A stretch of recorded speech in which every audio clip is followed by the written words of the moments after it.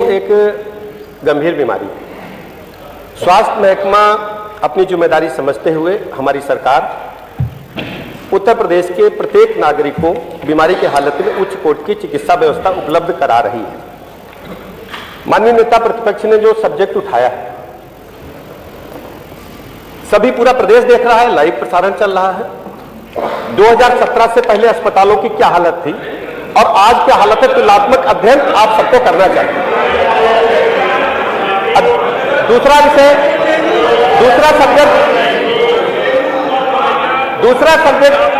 दूसरा मैं पॉइंट पे आता हूं। जिस डेंगू के विषय को उठाया है, 2017 से पहले संचारी रोग अभियान के बारे में उत्तर प्रदेश में किसी भी सरकार ने पॉइंट नहीं उठाया था। मैं दावे के साथ कहना चाहता हूं कि 2017 के बाद हमारी सरकार ने प्रदेश में वर्ष में 3 बार संचारी रोग अभियान चलाया।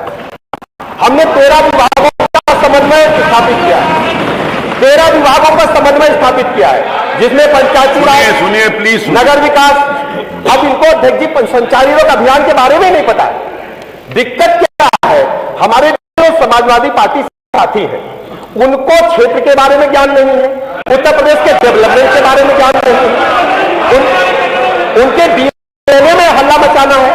आप सोचिए, आपने नियम बनाया है, पीठ सर्वोपरि होती, पीठ सर्वोच्च होती है, और मैंने नियम में पढ़ा है कि कोई भी व्यक्ति पर्चा पोस्टर बैनर लेकर के नहीं आएगा, और कोई सज्जन कुर्ते पे ही छपवा करके चले आए हैं। अब आपसे मैं कहना चाहता हूं, देखिए उधर देखिए खड़े हो गए, ये अराजकता है, ये अराजकता है। मैं आपको बताना चाहता हूं, इन 13 विभागों के समन्वय के साथ जो मच्छर जनित रोग है, उनको पूरी तरह से समाप्त करने के लिए हमारी सरकार प्रतिबद्धता के साथ काम कर रही है।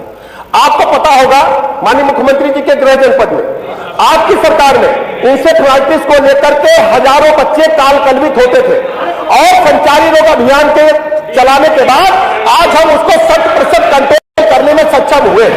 डेंगू का जहां तक सवाल है, मैं आपको बता दूं, लालजी वर्मा जी, आपके बारे में जो बताऊंगा, मैं बता दूं, मैं बता रहा हूं, हमने टेस्टिंग बढ़ाई है, माननीय अध्यक्ष जी, हमने टेस्टिंग बढ़ाई है, हमने एंटीजन टेस्ट बढ़ाए हैं। जैसे ही बुखार की शिकायत मिलती है, एंटीजन टेस्ट करते हैं। हमने प्रत्येक जनपद में एलाइजा मशीन दी है। आपसे पहले एलाइजा मशीन क्या नहीं थी? आप लोग कहां से रहे थे? एलाइजी मशीन हमारे प्रत्येक जनपद में है, जिसमें डेंगू के प्लेटलेट्स की जानकारी होती, डेंगू की पुष्टि होती है।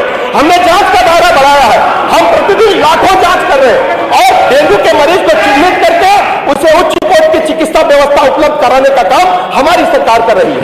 आपकी पीड़ा दूसरी है, आपकी पीड़ा बुखार नहीं है अध्यक्ष जी, विपक्ष की पीड़ा बुखार नहीं है, विपक्ष की पीड़ा गरीब जनता नहीं है, विपक्ष की पीड़ा है हाय हुसैन हम ना हुए। हम लोग गांव में रहते थे, छाती ठोक ठोक के कहते हाय हुसैन हम ना हुए। पीड़ा इनकी यह है कि विपक्ष में बैठना नहीं जानते, राजकुमार है, इनको होश ही नहीं है कि लोकतंत्र में जनता सर्वोपरि होती है, जनता जिसे चाहेगी वही।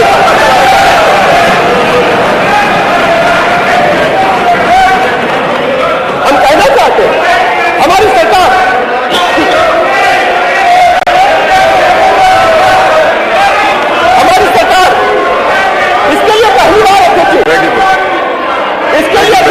आपने कोई बात कही है तो उसका उत्तर भी तो सुनिए।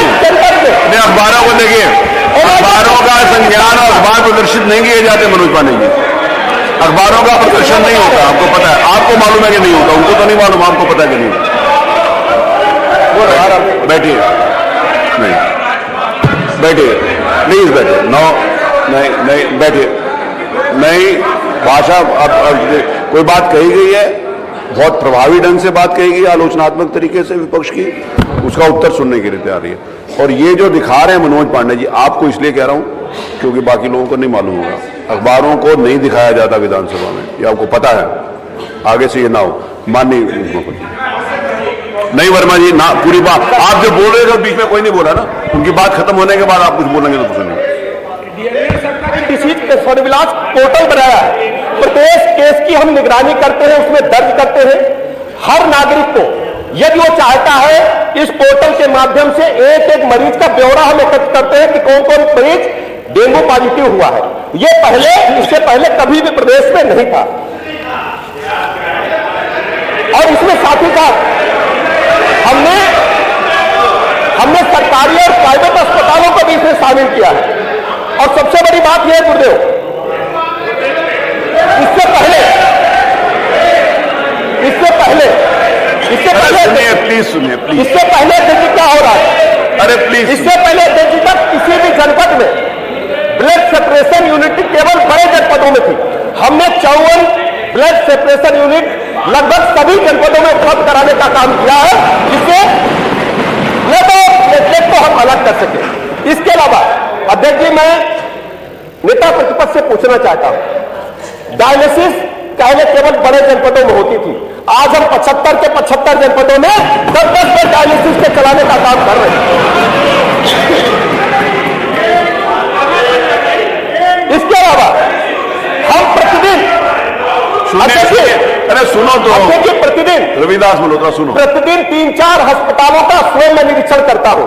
मैं प्रतिपक्ष के लोगों से पूछना चाहता हूं, इनके स्वास्थ्य मंत्री ये बताएं कि इनके स्वास्थ्य मंत्री पूरे 5 वर्ष में 5 अस्पतालों में गए। माननीय मुख्यमंत्री जी स्वयं